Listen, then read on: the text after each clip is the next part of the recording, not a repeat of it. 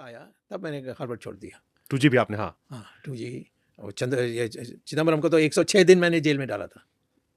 बड़ा बोलता था कि मेरे पास लॉ है, स्वामी को कुछ लॉ पता नहीं है। अब इसमें 2 क्रेडिट चलता है सर। एक चलता है कि चिदम्बरम जी ने अमित शाह को 100 दिन रखा था, अमित शाह को गुजरात के टाइम में। हाँ। सो जब ये होम मिनिस्टर बने तो उन्होंने 110 दिन रखवा दिया, 100+ इंटरेस्ट मिला के। नहीं, अमित शाह ने कुछ नहीं किया। अमित शाह तो डरपोक है। वो मोदी ने कह दिया कि इनको अंदर नहीं करना है, वो कभी नहीं करेगा ये। अभी क्यों नहीं करता? अभी जो मैंने जब पहले दिया था ना 2019 में राजनाथ को, जब ये होम मिनिस्टर थे, उन्होंने तुरंत शो कॉज नोटिस भेज दी। इसने जवाब नहीं दिया राहुल गांधी ने। और उसके बाद मैंने 6 लेटर्स लिखे हैं इस अमित शाह को, उन्होंने कार्रवाई नहीं की। उसको तो तुरंत ये जवाब नहीं दिया। उसी के आधार पर इसकी सिटीजनशिप को रद्द करना चाहिए था। क्यों नहीं किया?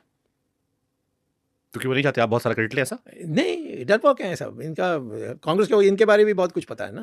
ओके, कौन सी बात नहीं है इनका। और वो जो जज मरा था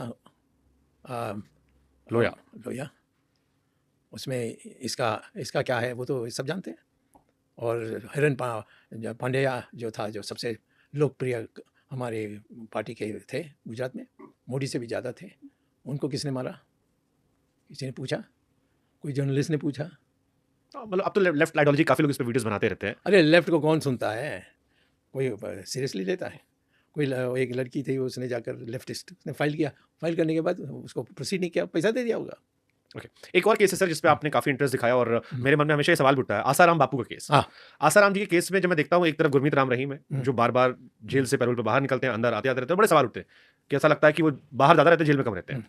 एक आसाराम जी हैं जिनके अनुयायी अभी सोशल मीडिया पर डालते हैं कि उनके साथ गलत हुआ या इस उम्र का लिहाज करके कई बार जमानत मिल जानी चाहिए। वो उन्हें अभी हालांकि जमानत मिली है, बट इतना लंबा समय तक कंटिन्यूसली जेल बाकी लोगों से बड़ा अलग केस लगता है मुझे उसके बारे में कोई बात नहीं करता। मुझे लगता है आप थोड़ा बता सकते हो उसकी इनसाइड स्टोरी आसाराम जी केस में। आसाराम में वो उसको जेल में डालने वाले 2 लोग हैं। एक है नरेंद्र मोदी, दूसरा है अमित शाह। ये तीनों गुजराती हैं। हाँ। यानी गुजराती माने जहाँ तक आसाराम बापू हैं, वो गुजरात में ही सारा उसका काम होता था। और ये दोनों का कुछ मामला हो गया था, तो इन्होंने ये सब बनाया। All nonsense. इसमें मैंने सारे तथ्यों में गया अंदर और देखा कि इसमें कुछ नहीं है। मैं कोर्ट में गया और कोर्ट में जाने के बाद मुझे पता लगा कि एक दिन आसाराम बापू ने किसी और को एक ये दे दिया, वो कहते हैं वकील को, क्या केस लड़ने के लिए दस्तखत दे दी। तो मैंने उनसे पूछा कि मुझे आपने रिक्वेस्ट किया, एक साधु होते हुए भी नमस्ते कह के कहा आपको, मुझे कृपा मेरी केस आप करो। मैं लगभग ख़त्म करने वाला था इसको, यानी उनको बाहर छोड़ने में, और आपने जाकर ये कर दी। उन्होंने कहा कोई आया, मुझे कागज़ दिया, कहा कि इसमें दस्तखत करनी चाहिए। तो मैंने कहा मुझे पूछते कि ऐसा आया कोई दस्तखत के चाहता, तो उस दिन मैंने छोड़ दिया उनको, और वो फिर उसमें पिटे। Do you believe he is innocent? जो केसेस उनके ऊपर है, जहाँ तक वो रेप केस है जिस पे, हाँ वो बकवास है, पॉलिटिकल, वो कांग्रेस ने किया करवाया और फंस गए। कौन उसके लिए? सीन वीडियोस जहाँ पर पीएम मोदी भी उनसे मिल रहे हैं, आसाराम बापू से पुराने वीडियोस। वो ये आसाराम मुंह फाड़ के बोलते हैं और लोगों को पसंद नहीं आता है। वो सही बात को कड़वा करके बोलते हैं। तो इसके माने उनकी सब जो योगदान है, उन्होंने सारी जो क्रिश्चियन का काम गुजरात में हुआ सबको ध्वस्त कर दिया था। अब उसको कहना है कि इसने ये क्या लड़की का ये है, वो सब बकवास है। सेम एलिगेशन गुरमीत राम रहीम पर भी, बट मैं नहीं जानता। Sushant Singh Rajput again one more case, इस पे बहुत वोकल हुए थे, बट नहीं उसमें क्या, देखिए कोई इशू, मैं तो उसको जानता नहीं था, ये सिनेमा वालों को तो मैं बहुत कम जानता हूँ। तो उसकी जो हुई उसमें कोई जांच ही नहीं हुआ। और फिर जब मैं आने के बाद सीबीआई करनी गई और सीबीआई ने कहा नहीं इसमें कुछ नहीं है। अब सवाल है कि रात को वो सही थे, यानी बिल्कुल ठीक थे। सुबह उन्होंने नाश्ता मंगवाई तब ठीक थे, और नाश्ता के टाइम के बाद उन्होंने रसोई में किसी को बुलाया नहीं, तब लोग जा कर के ताला तोड़कर गए। तो क्या हुआ, यानी रात को ठीक था पिछले रात, और यानी नाश्ता के टाइम में सब ठीक था, तो कौन सी ऐसी बात हो गई कि वो अपनी आत्महत्या करें? तो इसमें मेरा संदेह हुआ था। अब मोदी ने सीबीआई को कहा, सीबीआई अभी भी उनके फैन सोशल मीडिया पर अक्सर ट्रेंड करते हैं जस्टिस के लिए। नहीं, कुछ उसका पता करना चाहिए।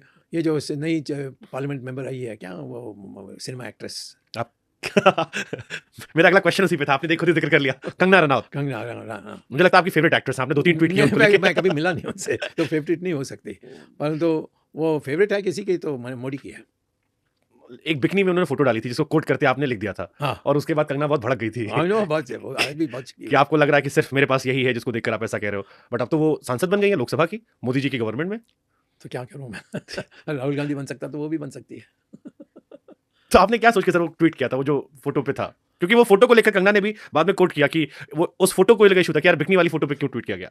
नहीं तो ऐसे ही वो फ़ोन करके अब वो उस समय वो मोदी के साथ बहुत मिलती थी, तो हमने सोचा कि भाई अपने पार्टी के को बचाने के लिए कुछ करना चाहिए, तो मैंने इसलिए किया। तो लोग कहते थे कि वो नहीं वो निजी मामला है, ये स्वामी ने जो किया वो सही है, ये हमारी बात है, हमें कोई सिनेमा स्टार से। आपने उनके रामलीला में जाने को लेकर भी क्वेश्चन कर दिया था। हाँ, नेचुरली है, क्या रामचंद्र जी के सामने ये।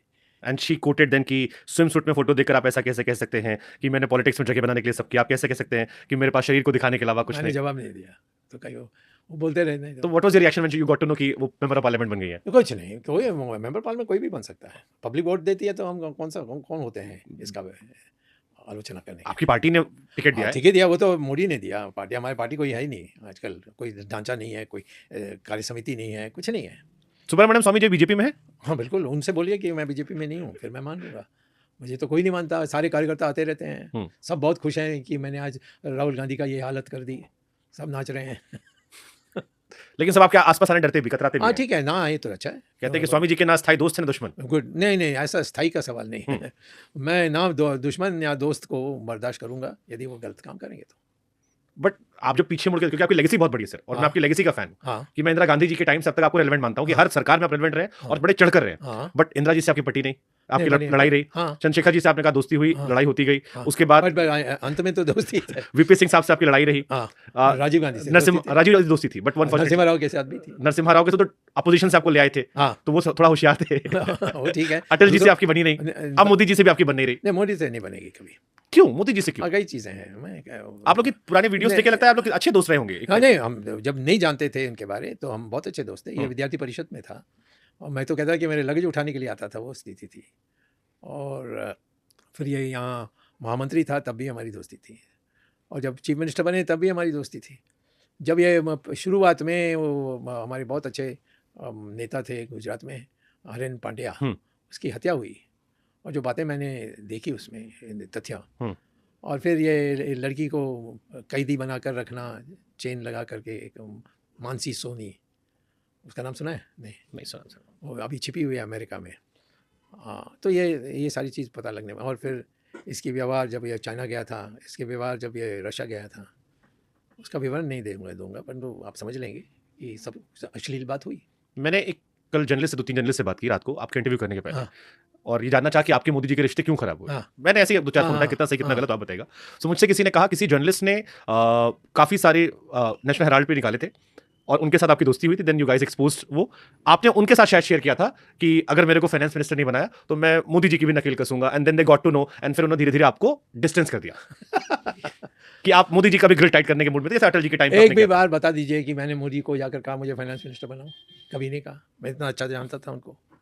और एक भी बार मैंने संघ को कहा कि ये मुझे फाइनेंस मिनिस्टर बनाना चाहिए, संघ जाती थी, बट मैंने कभी नहीं कहा कि जाकर मोदी से बात करो, कभी नहीं।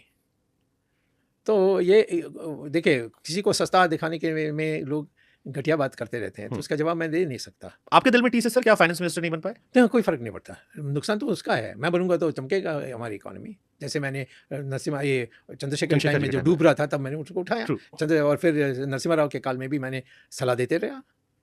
तो मैं तो इकोनॉमी को उठा दूंगा। आज भी कहता हूँ कि इतना गिरा हुआ है, और ये कौन है यार? ये आज का फाइनेंस मिनिस्टर कोई है? ये महिला को कोई फाइनेंस मिनिस्टर कह ही नहीं सकते, क्योंकि ये PMO में सब तय होता है, इसको सिर्फ दस्तखत करना होता है और कुछ